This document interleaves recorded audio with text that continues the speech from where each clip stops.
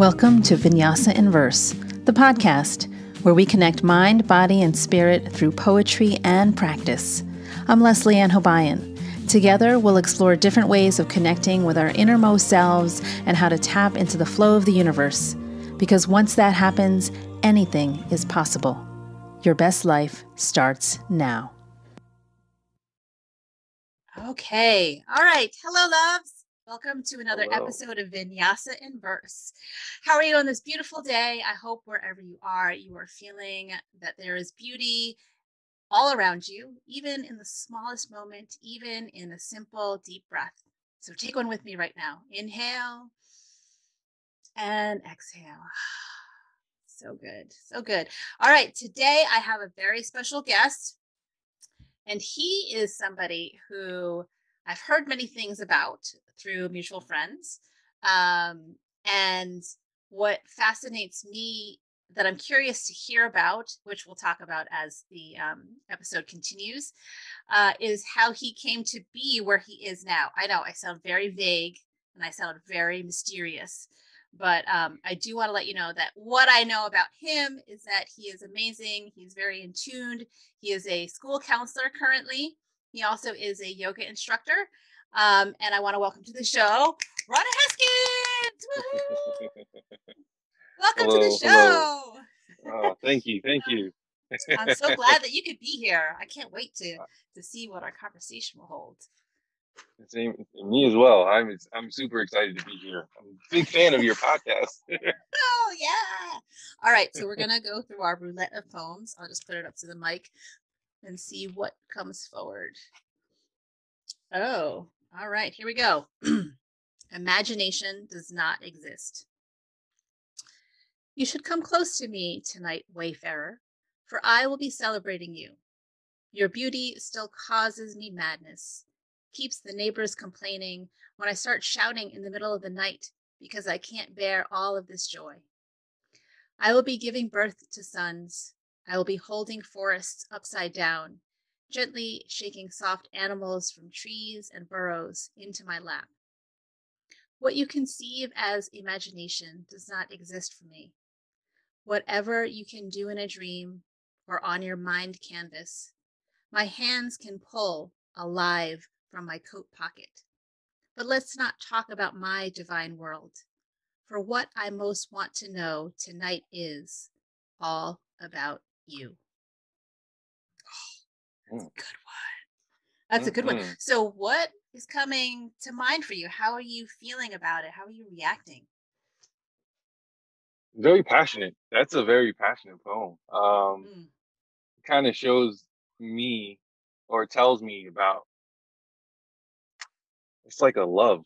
It's like the love that you have for an individual or people. Very romantic in the sense of, how much somebody can mean to you and the things that you would do for them. It's very deep.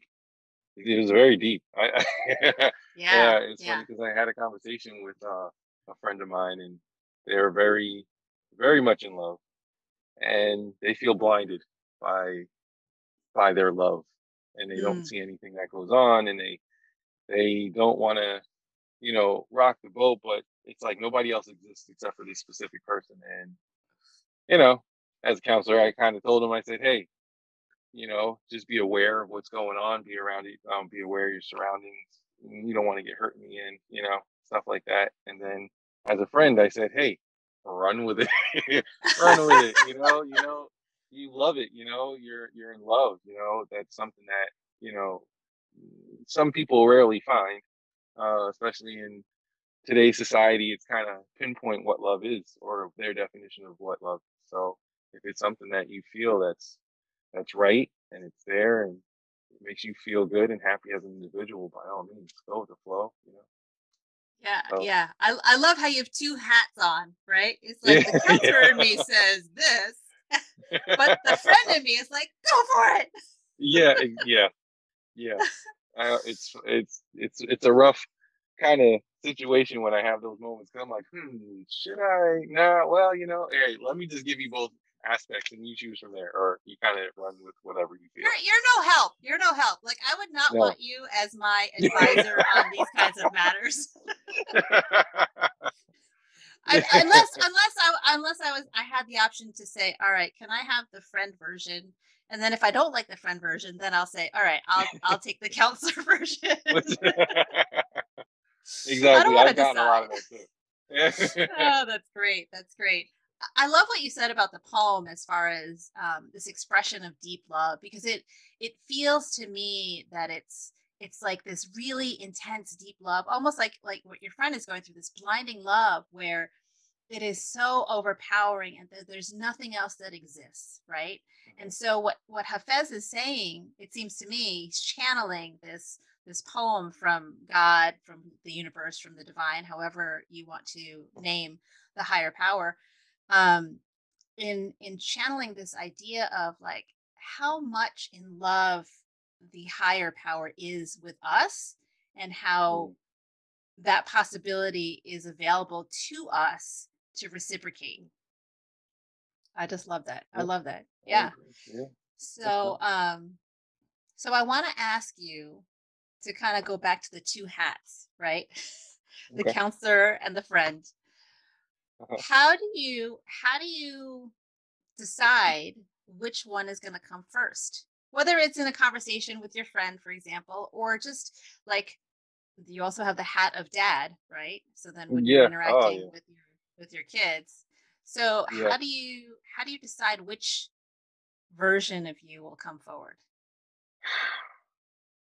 I think it depends on the situation. Mm, Um, I've always, well, I made it a rule, especially when I was in grad school. They always kind of embedded, don't counsel your family members, or don't counsel your friends, don't counsel your kids. You got to speak to them as they are to you in your life. It's mm, just sometimes when you think about some of the things that have happened to people, or you've heard of experiences, or even your own experiences, when you become like a counselor, or a teacher or a mentor, you end up taking those experiences, and sometimes those come to your head first. And you kind of push aside the emotion that you have internally for that individual person, whatever that relationship is. And I for me, it always depends on the situation. And then I try to manifest it in a way that I would say, but add that little counseling piece in there, just so that they kind of have that, like, but it's just, it depends on the situation. When I have conversations with my kids, it's funny because me and my wife are completely different, and she doesn't sugarcoat anything. And I live in this bubble where everything is happy and go lucky, but I know internally that there's things that happen that aren't going to be perfect and bubbly.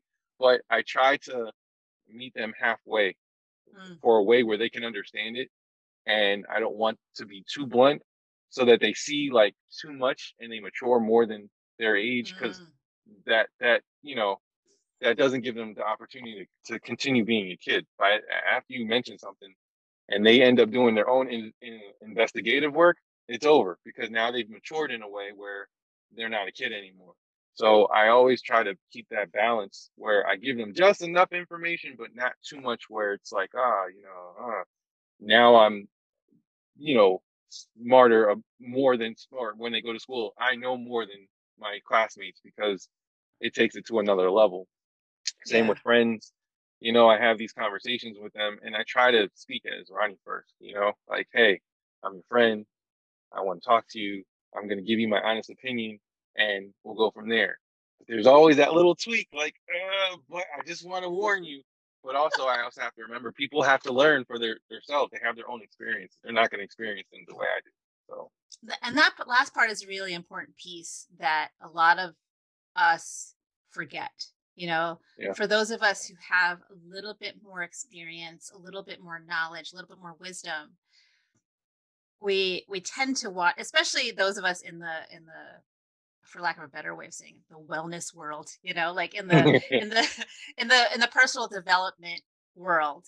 We want so badly for our people to grow, to evolve, Yeah. right? And so Yeah. there's this temptation to give them the answer before they take the test. Yeah. And Yeah. it's like, but even if we gave them the answer, they're not going to hear it. They're going to be like, Exactly. whatever Exactly. you say, Ronnie. Yeah. Exactly. I'm just going to do what I'm Exactly. going to do. Yep. Yep. Yeah. Yeah. So, And in so that, in yeah. those moments, I gotta wait. I didn't want to say I told you so, but you got because you got to think about that too. And it's just like, oh, I'm not gonna say, man, you kind of got to go with the flow. I'm gonna go with the flow guy. So if they Yeah. already said it and I kind of mentioned to them like, well, this was gonna happen, I'm gonna say, oh man, I'm sorry that happened to That's you. a All right, bummer. Yeah. let's move forward. Let's try and figure out a way to help you. You know, Yeah. so Yeah. So how do you hold back? Like what do you know what I mean? Like I know you want to like slip in that like secret code, right? That secret teaching. yeah. Um but how do you feel in your body and in your awareness? Like even though you're aware, you're like, "Oh, I really need to meet people where they are." But, so Yeah. what goes on in your mind when that's going on? Interestingly enough, it's very stressful. It's because your brain is working faster than your mouth sometimes, and Mm, sometimes it just comes out. But I really try to focus on breathing. I try to mm, relax my yeah. mind. I try to relax my body and actually listen to what they're saying versus trying to come to a conclusion or come to helping them and saying what they should do. And it's a difficult task at sometimes because again, your mind is kind of just going and it's going. You're listening to what they're saying, but you're like, oh, I know how to resolve this. This is how you do it. And I'm just like, okay, well, they're not going to hear. Like you said, they're not going to hear it. They're going to hear because they're right in that moment in time. They're in their own emotion, and I have to remember. And this is what processes is that they just need somebody to listen to them in that moment in time. Mm, So I have to yeah. take it. I have to take in my head, shut it down, listen to what they're saying, relax, and say, okay, is there anything you need me to do? Is there anything, and if they say, well, I need some advice, I need your thoughts, what do you think? And I could tell them how I think, but I have to also reserve that part and say, okay, I have to think of this as Ronnie. I can't think of it as a counselor because they're coming to me as a friend. Yeah, yeah. So When they ask for your advice, are you all of a sudden like, yes, and then you like want to pounce? yeah, I'm I'm ready to kidding. I'm go. kidding. Like, all right, I can't wait. This is the moment I'm waiting for. Yeah, I've been waiting, ready to go. Yeah, Yeah, yeah, yeah, yeah. I think that's important to make that distinction though between like Ronnie the friend and Ronnie the counselor and Ronnie the dad, and as we're talking about this, what's coming to mind for me is this sense of identity, right? It's there's a lot of messaging out there that talks about like be yourself, be your true self. I mean, I even say that on my social media posts. I'm guilty of that stuff yeah. too, and of course my messaging is very nuanced, but the main message that people receive and that we're seeing a lot of out there is the sense of identity of being yourself and wholly you. So what does that look like when you've got all these hats? Do you know what I mean? Because if it's like you're Yeah. Ronnie the friend, are you really being yourself? If you're Ronnie the counselor, you really so what Hmm. does that mean to be your whole self for you, like in terms of identity? Oh, that's a good question. I guess I would say being my whole self is just, I guess, bringing all those hats to the table. Mm, It's like I don't want to. I try to separate it as much as possible, but it's like all those hats are a part of who I am. They're all of my experiences. So if I'm gonna, half-ass it, I'm sorry, that's I okay. I don't want to. I have to come as a whole me, and all of those pieces are a part of me. So it's it gets rough, but at least I know if I'm coming to a situation honestly and I'm coming as myself with all of those pieces, it all kind of interconnects with each other. Weirdly enough, it's like each piece ends up making a whole at the end of whatever conversation I'm having with anybody or whatever dynamic or relationship I have. All of those pieces are coming together as a whole. And it actually helps me communicate better with people when I have all those pieces. Because if I'm only doing it, okay, as a dad, I'm only looking at it from a dad point of view, but I'm talking to a student or I'm talking to, one of my friends and I'm looking at it from their parents' perspective. it's going to be kind of hard for me to say, well, I'm going to give you advice from the way your dad's going to think or the way your mom might think, and it's not me being realistic on some of the expectations they might have of me. So for Mm. me to be just full front, to be like, here I am, this is what I'm bringing to the table. I'm going to bring my whole self, all of my experiences, all of how I am, everything that I've kind of gone through. And so they see me as, hey, this is Ronnie. Ronnie's always been real. He's always been down to earth. He always has some good advice. You know, I'm coming to him because of all of these different aspects of who he is as an individual. So Yeah. I hope that's Yeah. what people gain from when, you know, family, loved ones, friends, my kids, my wife, I hope they all see that. Because as I was growing up, when you say identity, I always had that issue. When I was at parties, it's like, oh, I only hang out with these people for, this specific thing, or I hang out with Right. these people for that specific thing. And it was like I Uh-huh. was dividing myself. So when they all got together, it was like, oh my God, what do I do? How do I act right now? Like, what am I supposed to say? And at Right. one point in my life, I was like, it's too stressful. I can't do it. Here, this is what I am. This is who I am. So it's either you're gonna accept me or reject me, however you want it. But just know this is who I am from the get go. This is how you're gonna see me. Yeah. So Yeah. And that has to take some work to be comfortable with that, because I'm imagining, like, in high school, your friend group is your identity, and that's everything, right? And yeah, then if yeah, you happen to be friends with another friend group, and then those two friend groups like merge, you're like, okay, which version of me do I show? yeah, So, and yeah, I think a lot of us still do that, yeah, yeah. maybe it's unconscious, maybe it's just something we've never outgrown. So, can you talk a little bit about how you're able to encompass these versions of yourself in a whole way where you're showing up fully yourself? Like, what was Yeah. that So I journey? so I learned it as I did. I had no. This all happened. I want to say fairly recently. I want to say within the 8 years ish, Okay. Okay. where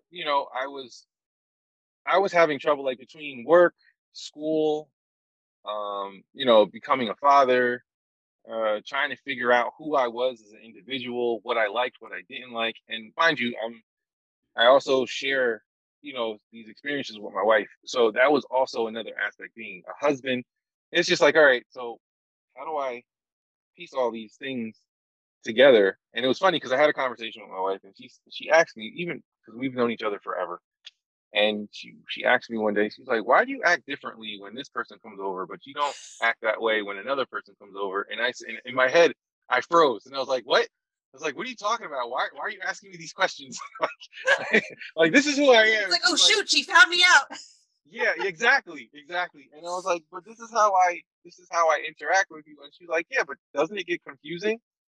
And ever since that conversation, I said, that's I never thought of it that way because I never understood why I got anxious or I had like this anxiety Mm. when I had like barbecues and family, reunions Oh and yeah. different, and I would have people come together and I'd be a mess. And then I found myself withdrawn. And I'm like Mm. going this play, and they're like, "Oh, hey, you want to do this?" I had some of my friends call me one name, and then they had me another friends call me another name. Then they're asking me, well, "Why are they calling you that?" And I'm like, "Oh my god, It's run, a lot to Ron, keep run, track run!" of. Yeah, it's hard to keep track of. So I, I kind of sat down and started thinking like, who am I? Like, what, Mm. what do I like to do? What are my interests? How do I kind of make this connection with myself so that I can make other people see it? And I think it took a lot of, I still go through it. There's moments that I just started a new job and I'm like, well, how do I want to be presentable to these new people that I'm meeting, Mm. Mhm. and I'm like, well, you just got to be yourself. I express myself. I tell everybody what I like. I'm an open book. I'm not like, I try not to be in the shadows, but I'm one of those people that are just like, I'm curious about him. He's always smiling. He's always, happy, and I know there's something going, like he's got to have stuff going on, but I'm just an open book. I try to be as mindful of, this is who I am.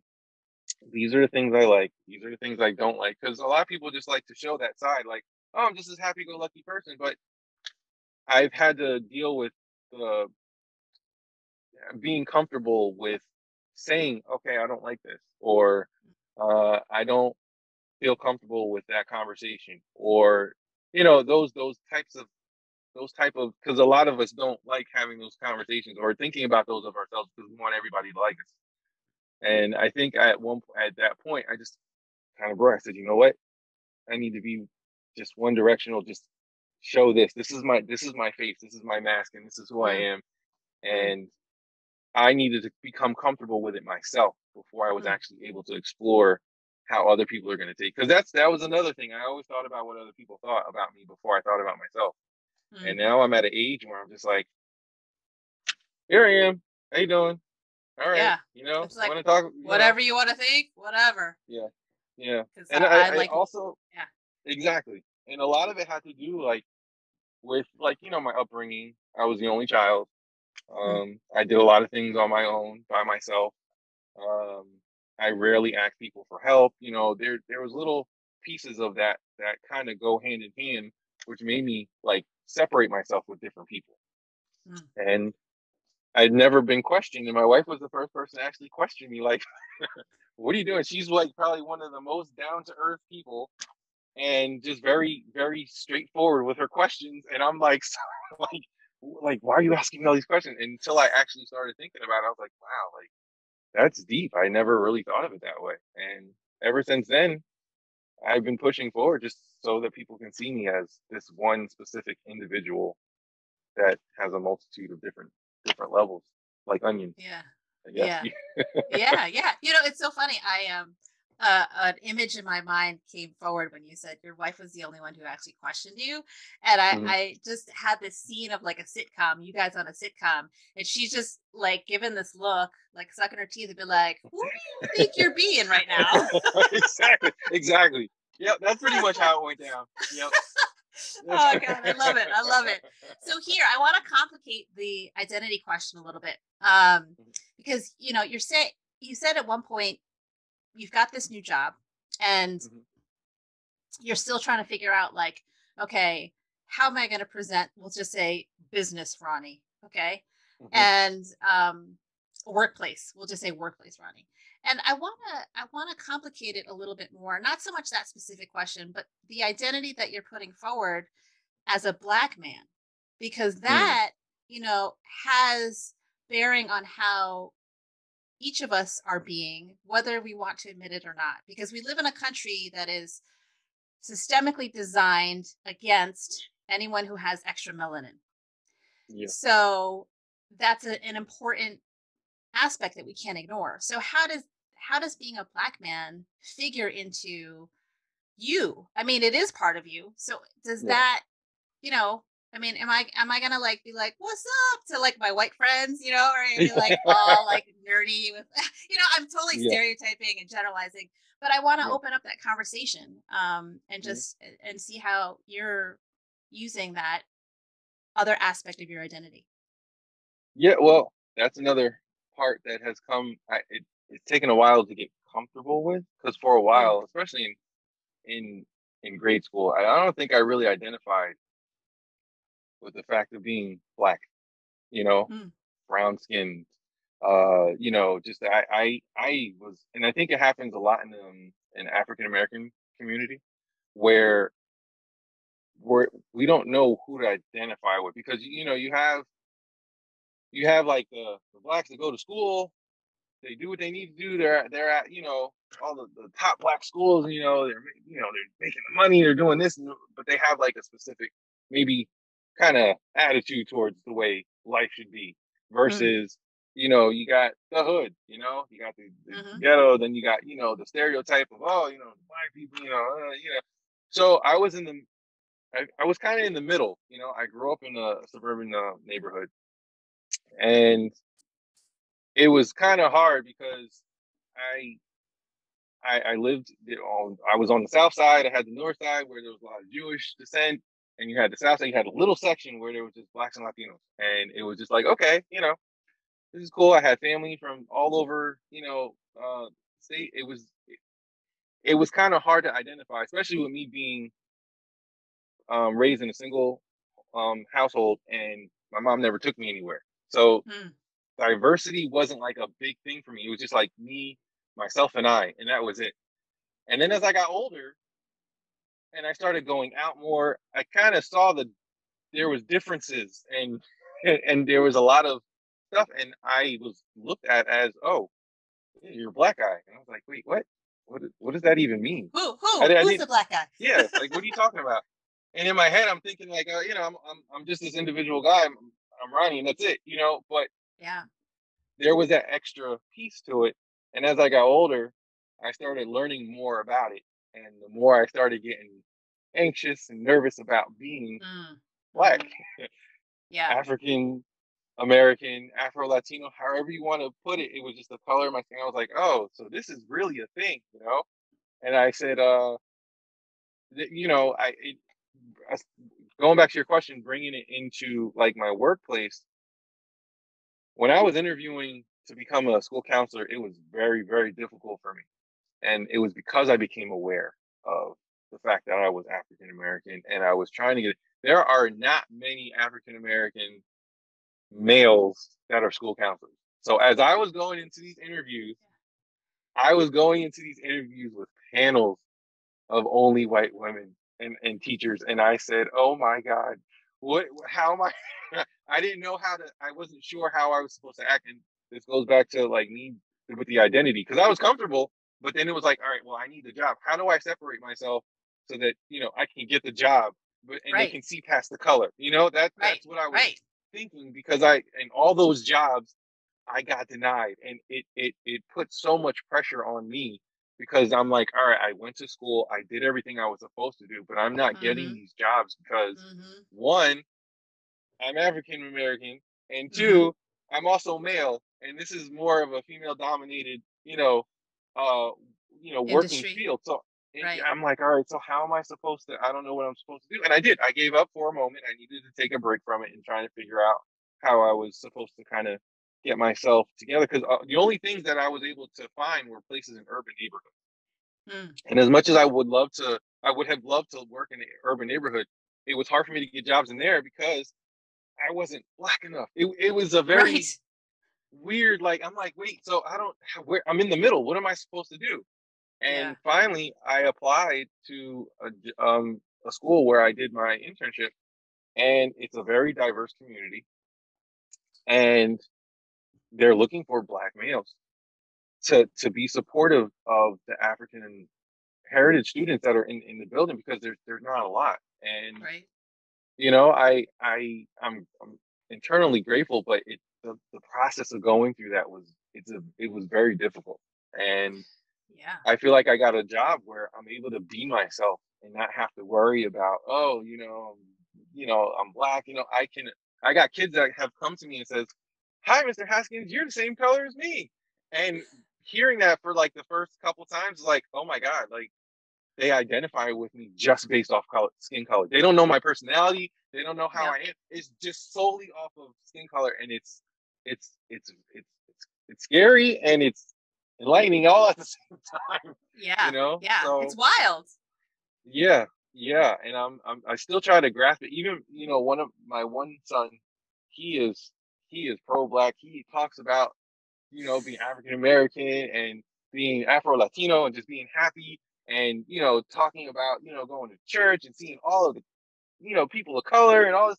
And then you have my other two that identify, just they're in the middle. They're like, okay, well, we don't know what we should be identifying. And I have to have these conversations with them, because I need them to feel comfortable with who they are, and that they will be they might come in a situation where they're going to have to deal with something along them being, a different shade color, or, being, having the ability to understand Spanish, or, different things in that manner. So I just find it, I still try. It's wild to wrap my head around it sometimes. So.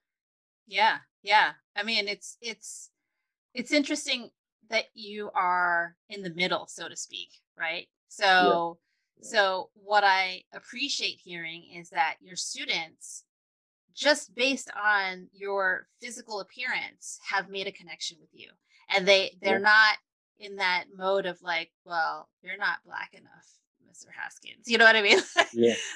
They're just grateful they got someone that they see themselves in, and Yeah. that's Yeah. where the whole representation matters comes into play, right? Yeah. Because, you're talking about growing up and not really understanding what it meant to be black, to be have extra melanin, right? So, Mm. was your growing up primarily around other Black and Latino kids? Or, I mean, is that what you saw reflected? Or was it mostly like you were in like mostly white schools, So, what kinds of things were you exposed to growing up? Yeah. Growing up, it's funny because when I go back to my hometown now, you see the separation. And Mm, growing up, I didn't see the separation. I just saw everybody as kids that were the same age, and we all were in the school together, and we're all learning the same stuff that we're all learning. And there was a lot of points that I missed. Like, I want to say identity milestones. Like, my grandfather was the chief, the first African American chief in the Middlesex County, um, in Middlesex County. So that was something huge. And because it was huge, my last name represented him. mm, And I didn't click it until I kind of started, until I got towards graduation, where it was like, oh, you're Haskins, huh? And I'm like, yeah. And they're like, oh, so your grandfather, he hit benchmarks from that point. And then at that point, I felt like I was under pressure.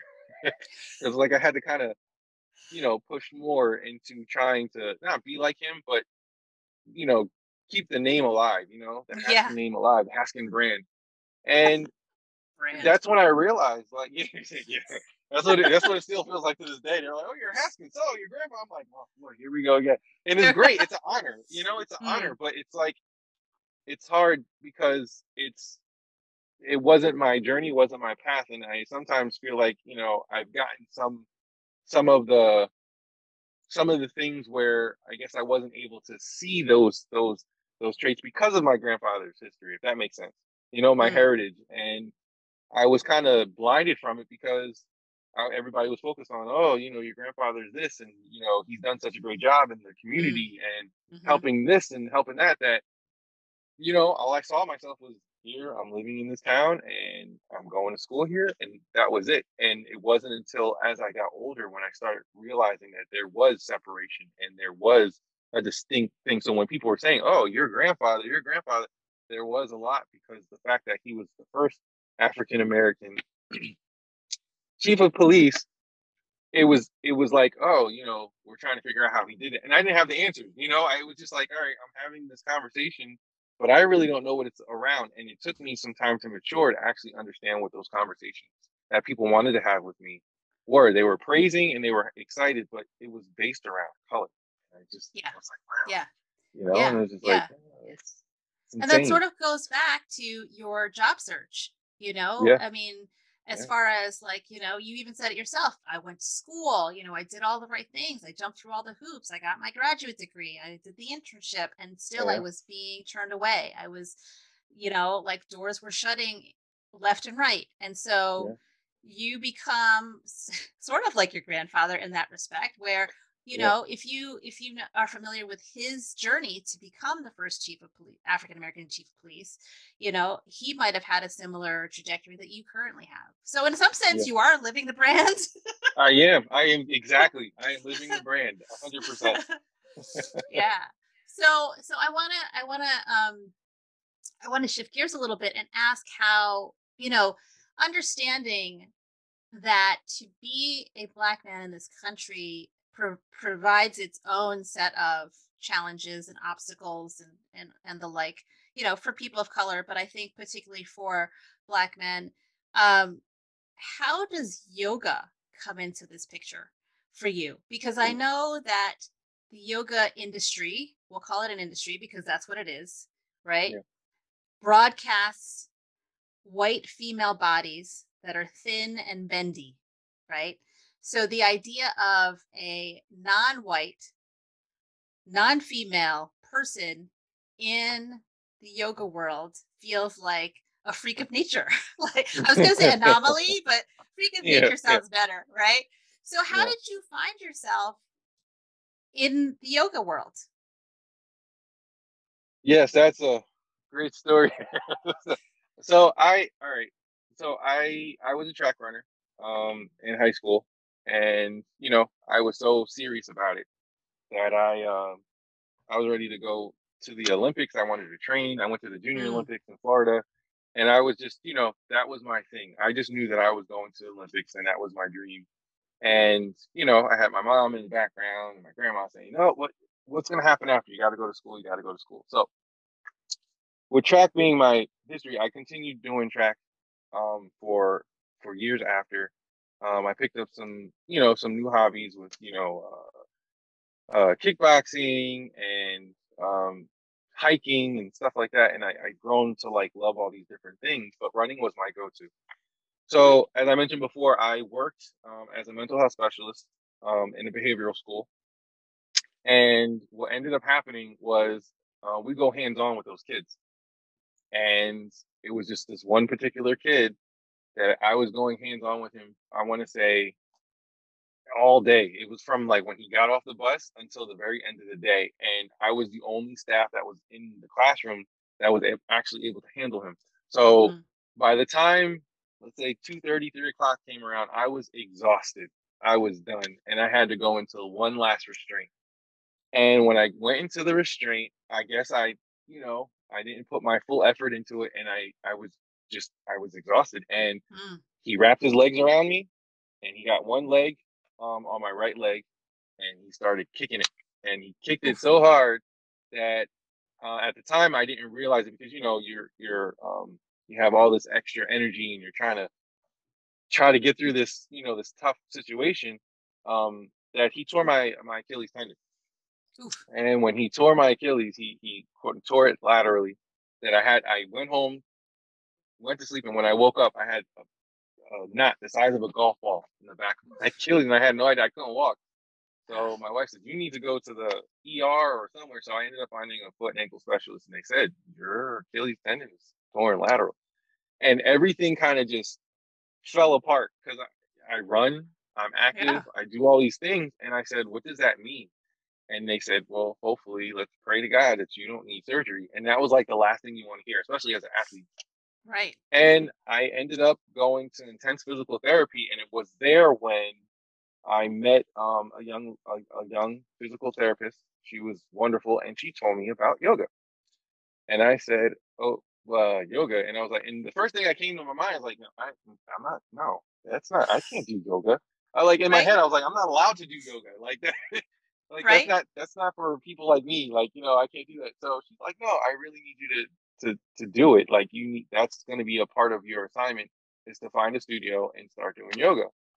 And then that's when I searched and searched because I live in Piscataway, and I'm like, all right, so I'm looking, and there was nothing in Piscataway, but there was yoga studios in the adjacent area. So I ended up going to Warren, and I found Onyx Yoga Studio, Mm. and I took a couple classes.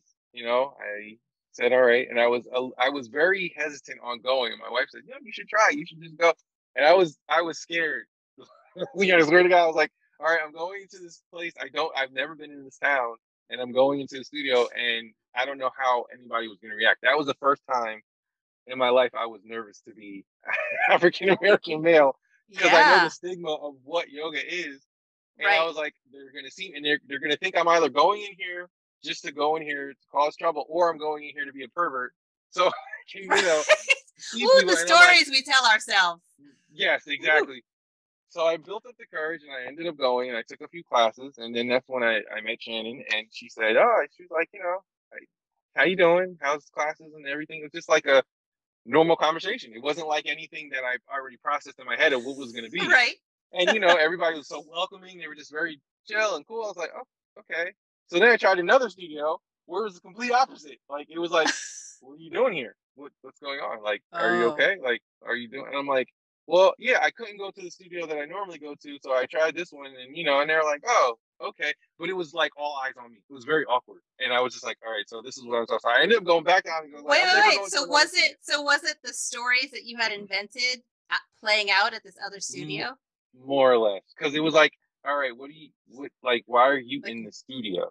And I yeah. don't think in the specific area that I went into, I don't think there was a lot of, Black African American descent there wasn't that many people of color Mm, there. So I was like, all right, so maybe that was a cause for it, but the thoughts that I had in my head kind of came true, even though they were like indirectly being pushed out.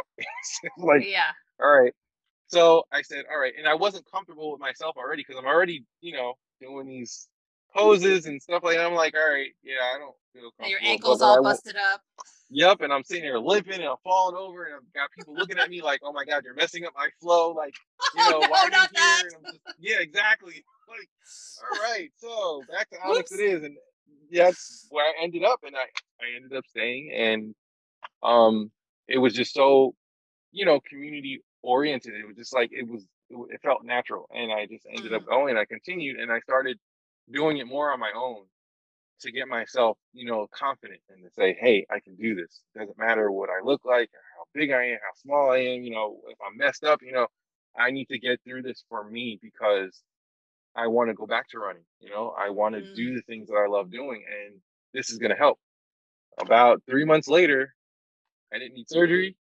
I didn't need to, you know, I didn't need it. I couldn't run, but I picked up biking and I became a serious biker. So I bought a bike and I go biking now and I run occasionally, but I didn't need the surgery. And that was the biggest part of the whole thing. And yoga Yeah. helped me. Yoga, Yeah. yoga helped me. It got me through. Yeah. Yeah. But yoga's So more than that though. yes, So it is. I It want to is. hear about that sort of, not to sound like cultish, but how did we draw No, you no. in?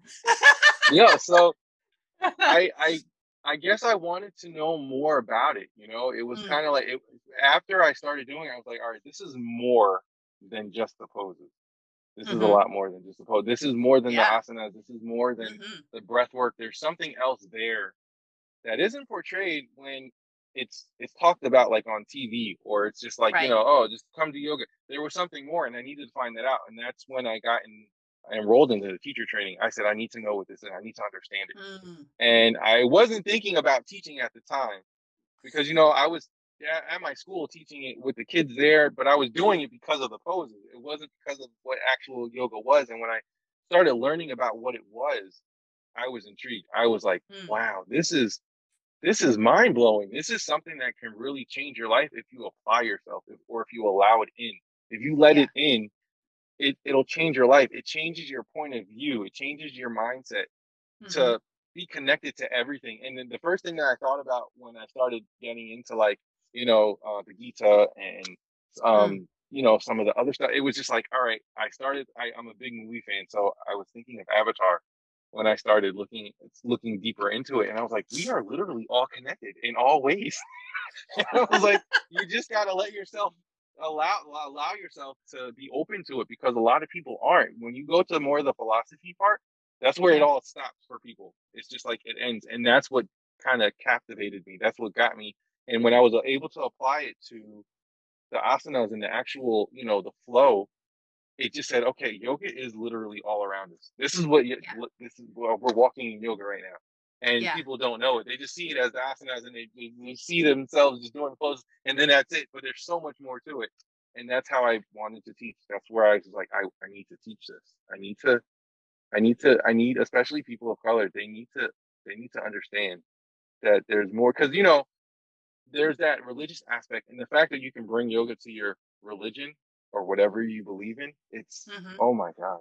I Yeah. just said this is amazing, and I started doing it in my house, and I got my kids, and my wife has always been interested, and we all, we take our Sundays and we just sit down, we talk about nature, we talk about the things around us, some things that we've seen that were intriguing to us during out that week.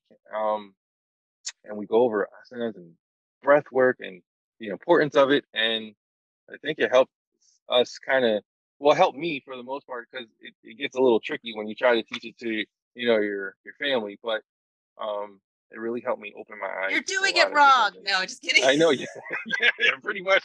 Like, oh, all I'm gonna right, throw the yoga teachings out the window and say you're doing it wrong. you're doing it wrong. Where's my patient? Breathe, breathe, Ron, breathe. Breathe, breathe, breathe. but Daddy, you said, Yeah, I know what yeah. I said, but you're doing it wrong. That's so great. I love how the asana, and this happens, I think this is what happens for most people that that come into embodying the yoga teachings, the philosophy part, is that they get pulled in by the asanas, right? But like Yeah, you said, yeah, most people stop there, because yeah, they think that they're working out, they're getting to be more flexible and whatever. And those are like the great physical benefits. But when you can incorporate the philosophy in it and understand like how you shape your body also shapes your mind, that's exactly. like, it's Yeah, like yeah, it just like you said, it just all of a sudden your eyes are open and you're like, oh my God, we're all connected.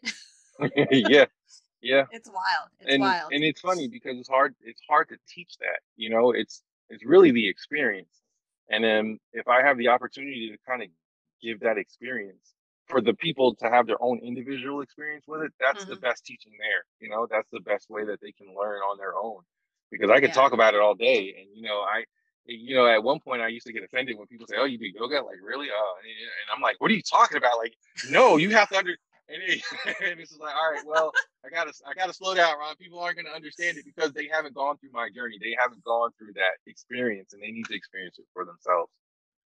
Yeah. And that actually circles back to what we were talking about at the beginning, right? It's like Yeah, how much are you giving to somebody else, that you exactly. want to like save them or take care of them or rescue them or whatever it is, with all the knowledge Yeah, and wisdom that you've accumulated over this time with these experiences.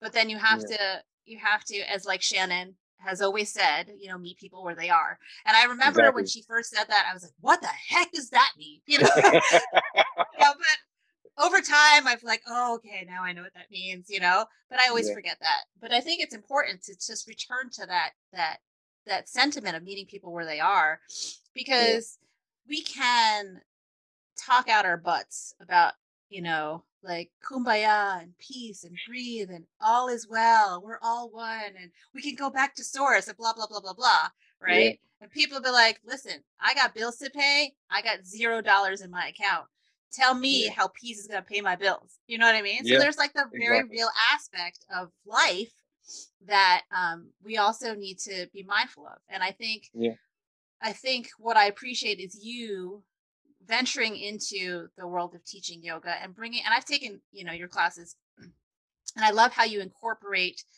the actual quote unquote real life into the yogic philosophy. So yeah, you're joining both the world outside or off the mat with what's happening on the mat. yeah. And that takes some skill, and I really appreciate that. I want to ask you, like, how do you yourself apply yogic philosophies with this very real identity, going back to being a Black man, because Yeah. when I'm out in the world as a woman of color, Asian woman of color, I'm very aware of how I present, and with the rise in violence against the AAPI community, I'm Yeah. half nervous, right? I'm like, okay, I feel safe in my neighborhood, but safety is an Hmm. illusion, right? So there's still like a little bit of me that's like, all right, is something going to happen to me? Is someone going to say something? Is someone going to attack me? Whatever. How do you, as a Black man, use yoga philosophy and teachings to kind of weave into that experience of this very real racist world we live in?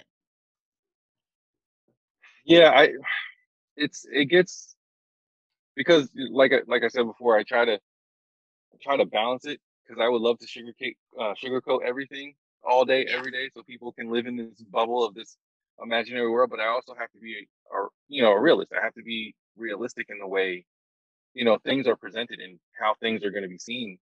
These are experiences. These are things that might happen to you. You have to, you know, you have to know that this could happen versus, okay, it's out of my mind. It's never going to happen. We're all one. Peace, love, and We're all happiness. one. Yeah, and that's one thing that I quickly had to, I want to say, adapt to when Mm, I came into the yoga, world, because all you hear is peace, love, happiness. This is what, and I'm like, Mm, all right, well, mhm. I would love that, but it's not true. Like it's true, but it's not fully true. Like you can be that Yeah, way, but that doesn't yeah, mean people are going to treat you that way. It's just like, and then that's going to burst your bubble, and then it's setting yourself up for failure, and then you're just like, oh man, and then that can like push you out and be like, well, I don't want to do this anymore.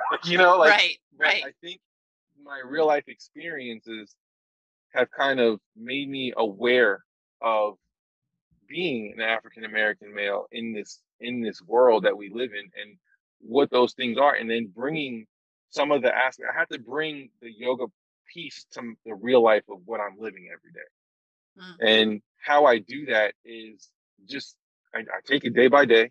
mm, I'm grateful for waking up every morning.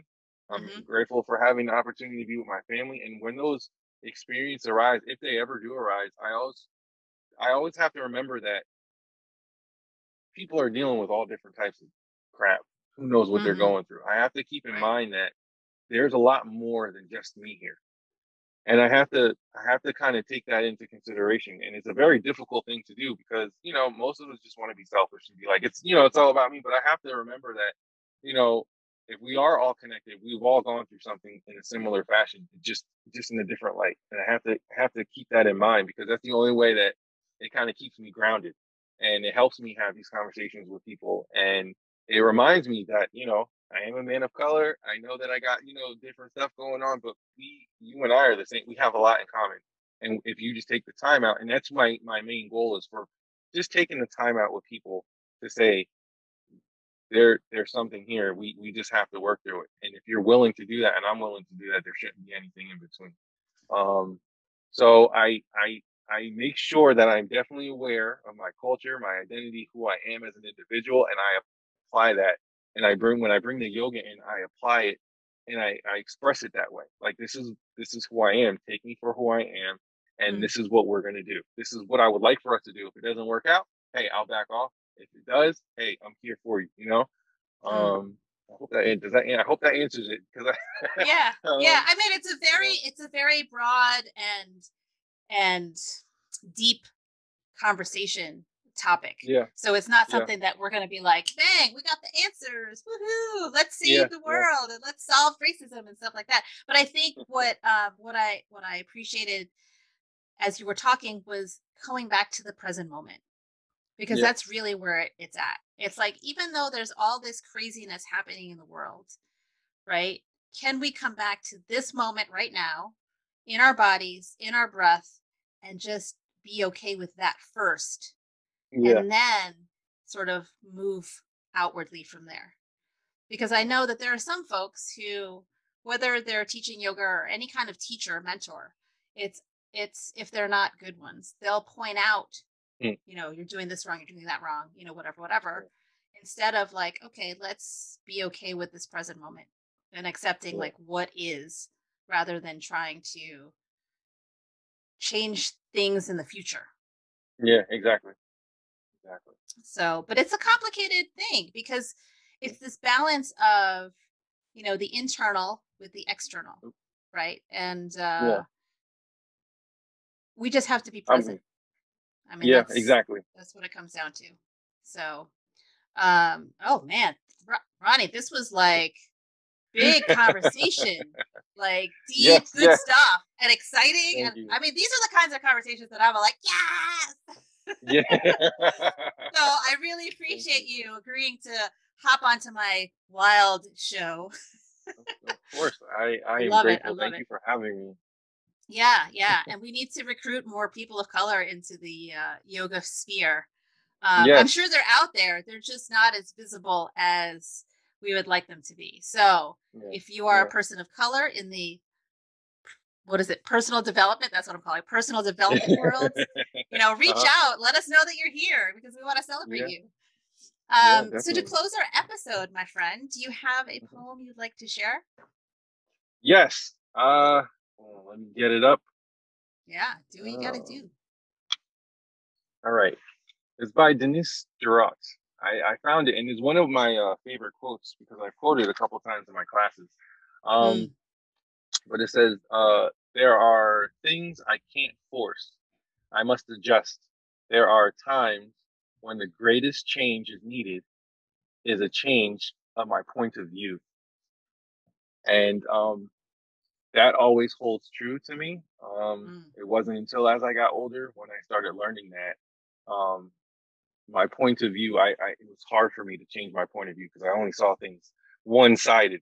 But right. as I got older, as I got more mature, I realized that the issue might not be what I'm seeing. It's really just my point of view and my perception. My perception. It's the way I'm seeing it right then. And then when I change that, it's easy for me to open up and understand the situation a little bit better. Yeah, but changing that is not always so easy. No, it's not. It's not. It's a very difficult task. But I think because of like some experiences that I've gone through, especially with my upbringing and trying to like full circle around, it's just like, all right, I really need to sit down. And it takes time. Like if I could wake up and meditate every day and just say, okay, this is what I'm going to focus. I'm not going to focus. I'm just going to let it all go. Then I would. But sometimes I get caught up in all the mind chatter, and I'm trying to like process it all, process it all, and then it's just like, all right, die down, deep breaths. We're here. This is what it is. Take it for what it is. Go with the flow, and then that's when I kind of change my point of view of some of the things that might be happening because there's a lot happening. There's a lot that I've been trying to explain to my kids, and a lot of stuff that I don't agree with, but I try to be mindful of Mm, like what's going on out there and what's happening and how I try not to because it affects me in certain ways, but I try not to like let it like lash out, and I try to yeah. be mindful of that. So Yeah, yeah. yeah, I think presence is the key. Like being yeah, present and just having presence of just how you are being as an individual and yeah, what your presence exactly, is like for others. Yeah. So this was exactly. great, Ronnie. I'm so Thank glad. you. Yeah. All right, Thank friends. you, thank So you. I'm going to put in the show notes places where you can find him because he is Yeah, amazing. You should take his yoga class. He does it virtually. So if you are not in New Jersey, you can totally take his class no matter where you are, which would be totally amazing. So to close the episode, we will close it as we always do. The divine light in me bows to the divine light in you. Until next time, namaste. namaste. Namaste. Thank you.